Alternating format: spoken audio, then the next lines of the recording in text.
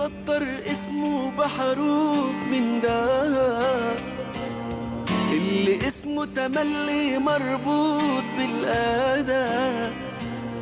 اللي سطر اسمه بحروف من دهب، اللي اسمه تملي مربوط بالأدب، اللي لما نقول مهارة اسمه لازم يتذكر،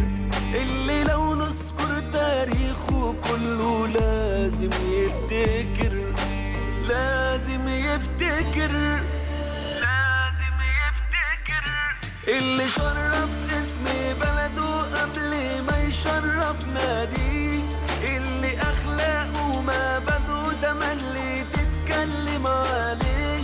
اللي شرف اسم بلده قبل ما يشرف ناديه، اللي اخلاقه ما بده تملي تتكلم عليه،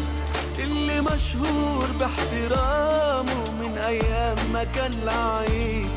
اللي حبه كل مصري هو محمود الخطيب. الخطيب وعيشوا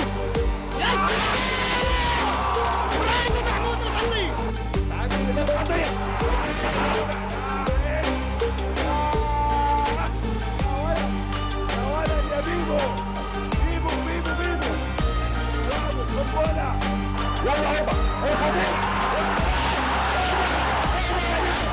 لو برا الملعب او جوه هو باخلاقه زي ما هو، دايما كل صفاته الحلوه بتبان في غيابه وفي حضوره، الموضوع مش لعب وكوره، ده معلم استاذ اسطوره، لمحبه في قلبنا محفوره، واسال على بيبو وجمهوره. لو برا الملعب او جوه هو باخلاقه زي ما هو، دايما كل صفاته الحلوه بتبان في غيابه وفي حضوره، الموضوع مش لعب وكوره، ده معلم استاذ اسطوره، لمحبه في قلبنا محفوره، واسال على بيبو وجمهوره، واسال على بيبو وجمهوره، اللي شرف اسم بلده قبل ما يشرف ناديه، اللي اخلاقه ما بده تملي تتكلم عليه،